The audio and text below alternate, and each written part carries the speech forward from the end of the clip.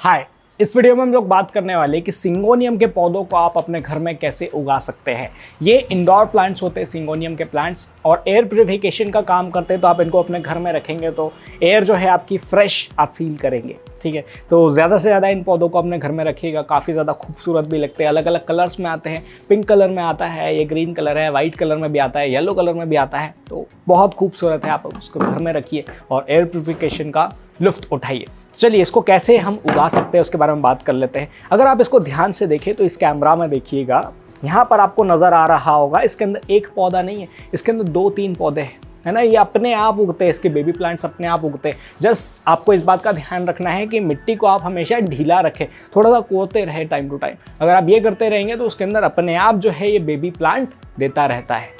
अब आपको क्या करना है, सिंपली इसको स्प्लिटिंग मेथड बोलते हैं। स्प्लिटिंग मेथड से जो है आप इसको ग्रो करते हैं। आपको जो है अब बस आपको इस बात का ध्यान रखना है कि आप इन तीनों प्लांट्स को अलग करेंगे। ठीक है, अभी मैं फिलहाल एक ही आपको करके दिखाऊंगा, बाकी जो है हम लोग और बाद में हमारे हिसाब से उसको निकालेंगे। अभी हमको इसको घना भी रखना है साथ में। ठीक है, तो एक ही पौधा मैं आपको निकाल करके दिखाऊंगा। यहाँ पर रूट बॉल ज़्यादा डैमेज ना हो, कम से कम रूट बॉल डैमेज हो, इस बात का ध्यान रखना है इस दौरान। और वही चैलेंज है बस, बाकी तो बहुत ईजी है। ठीक, तो चलिए इसको हम उगाते हैं। और सबसे पहले हम कटर का इस्तेमाल करेंगे। कटर जो है अक्सर लोग नहीं इस्तेमाल करते इस प्रोसेस में, लेकिन हमको करना है।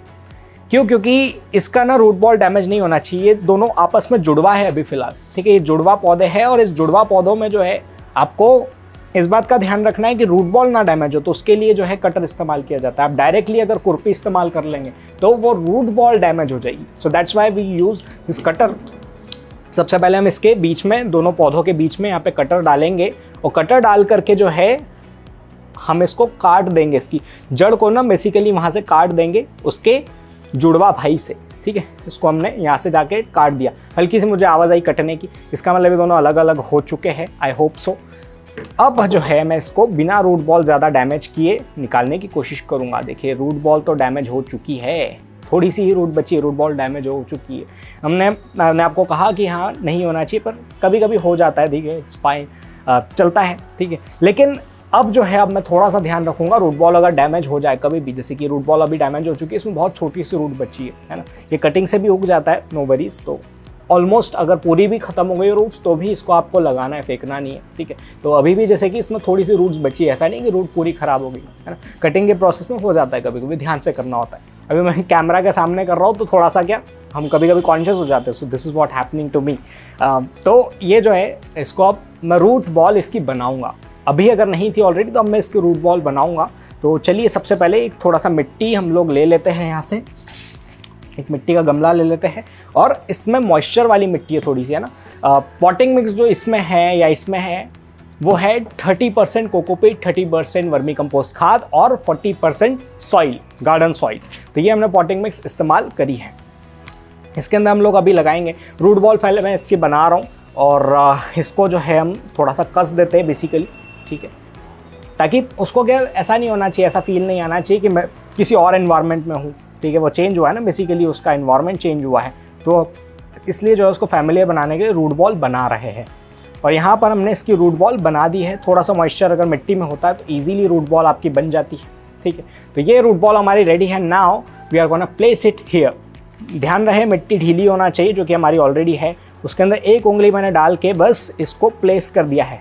याद रहे, ज़रूरत से ज़्यादा नीचे भी नहीं डालना है इसको। ठीक है, ज़रूरत से ज़्यादा नीचे भी नहीं डालना है। अगर आप इस कैमरा में ध्यान से देखें तो आपको दिख रहा होगा कि जहाँ से इसका स्टेम वाला पार्ट शुरू हो गया है उसके ऊपर मैंने फिर इसको जो है और ज़्यादा नीचे नहीं धंसाया उसको, है ना।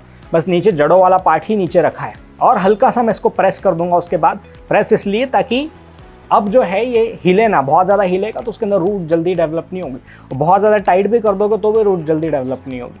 ठीक है, तो मीडियम रखना है, बस इतना रखना है कि ये अब हिले ना। मैं इसको हिला रहा हूँ तो अंदर से जड़े ना हिले, बस दैट्स इट। अब जो है इस पौधे को हमने पार्शियल शेड में रखना है। छोटा ज़रूर गमला यूज़ करिएगा, जैसे मैं बहुत छोटी थैली यूज़ कर रहा हूँ तो ऐसे ही कोई छोटा गमला यूज़ करना है। बहुत बड़े गमले में नहीं लगाना है। बहुत बड़े गमले में लगाओगे तो पौधा अपने जड़ों पे ही काम करता रहेगा, बहुत जल्दी ग्रोथ नहीं लेगा। So that's the reason. और अब जो है इसको पार्शियल शेड में रखिएगा। पार्शियल शेड में रखने के बाद जो है करीब ये लेगा, it will take around 1 month to grow the roots. ठीक है, तो 1 मंथ जो है इसको पार्शियल शेड में रखिएगा। उसके बाद भी ये पार्शियल शेड में ही रखे जाते हैं पौधे। ठंड के मौसम में आप चाहो तो धूप में भी रख सकते हो, अदरवाइज पार्शियल शेड में दिखते भी अच्छे और बहुत आसानी से जो है इनकी केयर हो जाती है। ठीक है। So I hope guys this video was useful. एक चीज़ और करना है जो अभी बताने वाला था, एंड करने से पहले ही बता देता हूँ, ठीक है, भूल जाता मैं।